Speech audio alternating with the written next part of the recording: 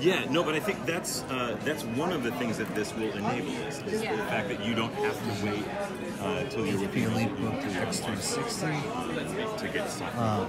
And so this, you know, all the stuff over here is actually labeled. The battery. Over here we've got the new Spectre 15 X360. This is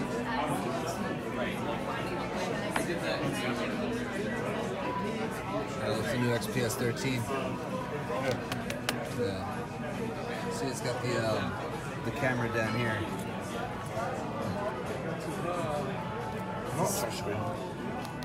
Oh yeah. No, I think there's a touchscreen option for it.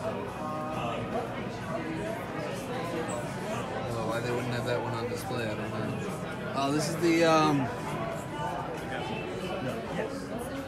what is this? Yeah, this is the LG Gram, except it's labeled as the Asus ZenBook Flip, but it's totally an LG Gram. Yeah. If y'all like this machine, it feels like it's not even a piece, and that's the big one. Yeah. Yeah, I saw a lot of this stuff over at the Intel booth earlier today. Oh, that's cool. And this can go all the way back? I don't think it's probably 180. Oh, does it go 180? Check this out. Star Wars Edition, Yoga 920. That's pretty cool. It's got a glass panel on the back.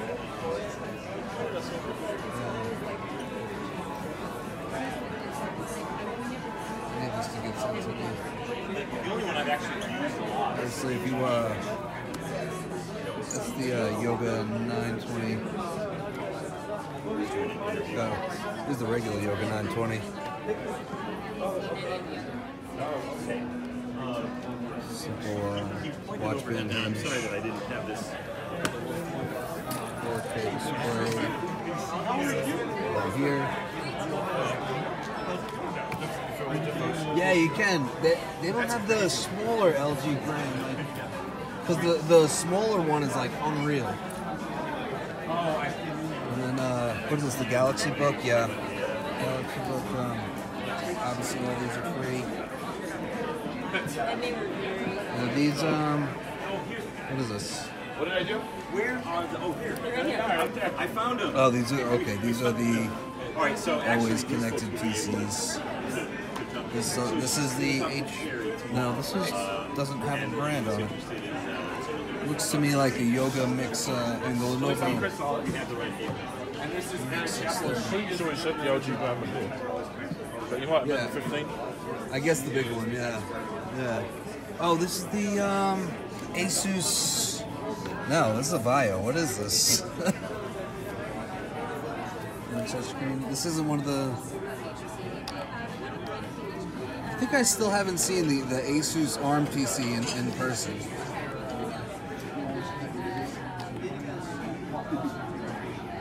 Yeah, this is a seller right now. So these two are. This is the new Lenovo. That's the HP. And oh, that's the Intel powered one too. He said they had the Qualcomm PCs here. This is the Asus Nova Go. That's right. Nice. So the Qualcomm PCs, you only have two of them, right? Yeah, right now we're only showcasing two. Why isn't Asus the Nova Go. HP here? So we do have an HP and Asus that are Qualcomm based. We actually brought out the Intel versions today. So this actually isn't an always connected PC. Oh, this is an Intel model? This is an Intel model. Okay. And the HP is. So the HP is Intel. Yeah. Right. Yeah, I noticed because the kickstand is different. That's right. Formula style and then kickstand, you know. But the Lenovo, right? That's the Lenovo Mix 630. Mix 630. That's very That was great Qualcomm chip. So that was the only PC here with the Qualcomm. So the Lenovo and the Vio both have Qualcomm. Right. Wait, this has a Qualcomm chip in it? No. I looked at this. Really? First of all, We were told that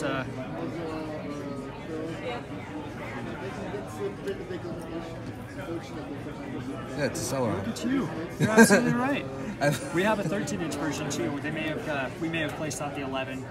So they do have a Qualcomm version that is a 13-inch. There's a Vivo Qualcomm. Yep. You don't have it here.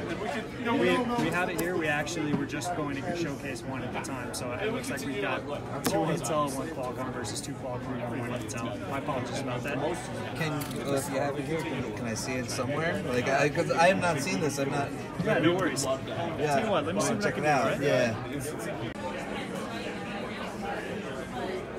Okay, so also at the Microsoft Showcase, got plenty of PCs over here. There's, I think we've covered everything, and if there's something you haven't seen yet and that you want to see, I probably covered it in the Intel booth tour.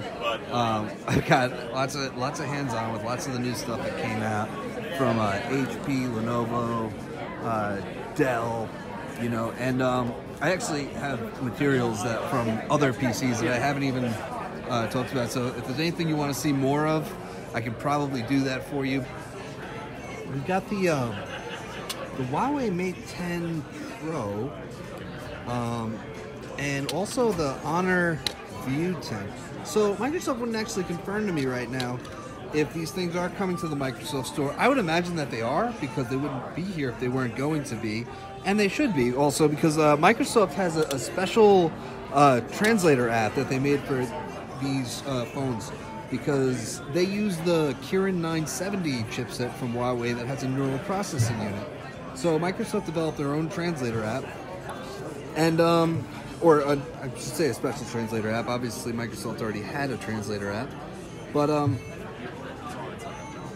so you can take pictures of things, and it'll take the text off of it and stuff like that. So it does make sense that these end up in the store, and the reason that I assume that they're going to end up in the store is because Huawei announced U.S. availability of the Mate 10 Pro this week, and they didn't exactly specify where you could buy the Mate 10 Pro from, but they did say the Mate 10 Porsche design is coming to Microsoft, so it would make a lot of sense. This is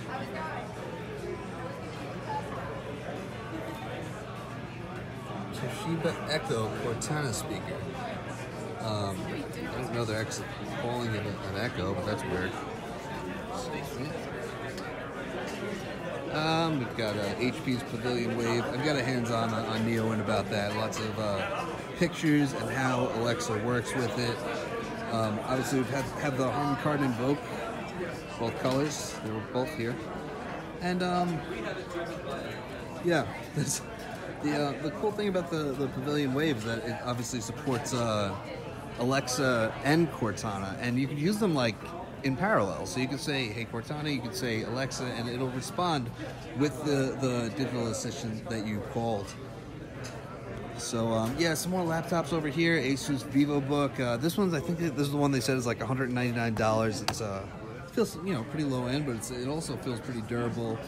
Windows 10s machine, 2 gigs of RAM. XPS 15 2-in-1. So this is one of those things that I was really excited about for CES, because Intel's got their new H-series chips that include dedicated AMD Radeon graphics, and yeah, so it allows for convertibles. PCs with dedicated graphics to be thinner than ever before. Like HP Spectre 15X360 is another one that has the same chip with the GPU, and it's really impressive, and we've never had anything like it before. So that's pretty cool. Over here, more laptops again. Samsung Notebook 7 Spins. That's a convertible from Samsung. Acer Swift 5, Swift 1. And what is this?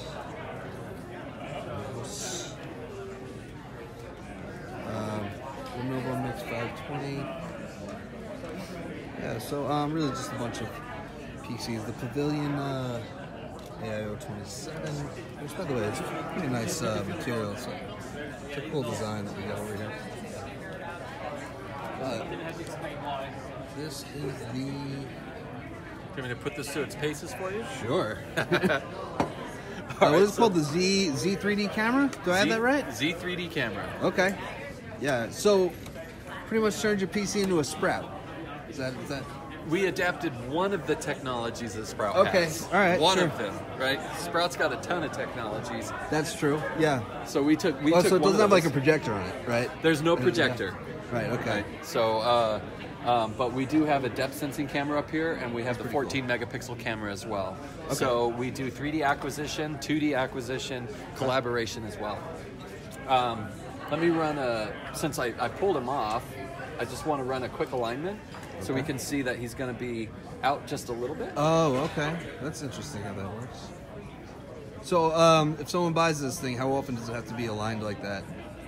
Well, if you're going to be doing especially any 2D acquisition, you want to make sure that that the keystone correction has been performed. Okay. Because the unit actually sits at an angle like that. So he's all good. So we can start the camera 3D. So we took Most Innovative Software Award this year for this piece of software right here. Really? Okay. Which is really fantastic. We're really proud of that. And we're already scanning. So, Wow. So last year, HP came out with the Sprout Pro. The G2, yes. Right.